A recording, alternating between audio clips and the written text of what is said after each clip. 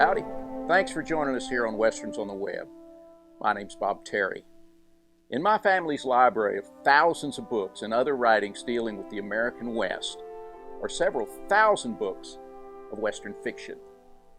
These are in printed form, and there are also many in digital format now.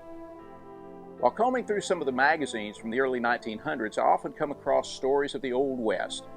These were written by authors who were learning their craft and shaping the way others would learn from and build upon. Many of these stories are by authors who were very popular in their time over 100 years ago, but now their popularity and fame has faded to almost nothing. Their exciting, adventurous tales of the American West have been forsaken, left to crumble as the pages do of old magazines. I decided to set aside the books that I'd been reading and take a serious look at these magazine westerns. I have to say, I got hooked on them. While I have found some that are short stories that are nice reading, I also discovered treasures of well-done, gripping action adventures that are difficult to put down. As I searched for more westerns in the pages of these ancient magazines, it occurred to me that unlike other authors of the time, for instance, Zane Grey or Owen Wister, many of these authors' tales were likely only printed once. Deciding it would be such a waste not to share these with a world of Western adventure fans, I have chosen some of my favorites for this collection in this book. This book of short stories is titled Lawmen, Outlaws, Cowboys, and Women of the West. The cover art is from the late 1800s Western painting behind me here. While there are many Westerns in our collection that we do not have the rights to publish, we have made certain of the secure publishing rights for these. I have found adventure, comedy, romance, and extreme drama in the pages of these stories.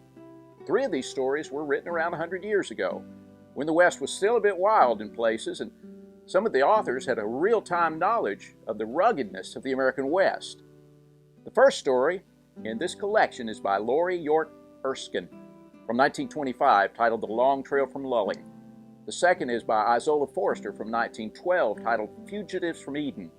Izola was convinced she was a granddaughter of John Wilkes Booth, and even wrote a book about him and her family titled This One Mad Act.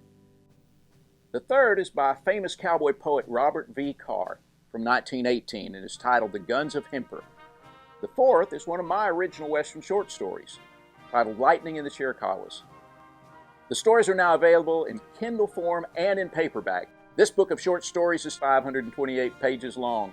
The links for the book are in the description below. If you're a fan of classic Western writing, like I am, by authors Louis L'Amour, Zane Grey, Max Brand, Lee Brackett, and Will Cook, just to name a few, then I think you will enjoy these stories as I did.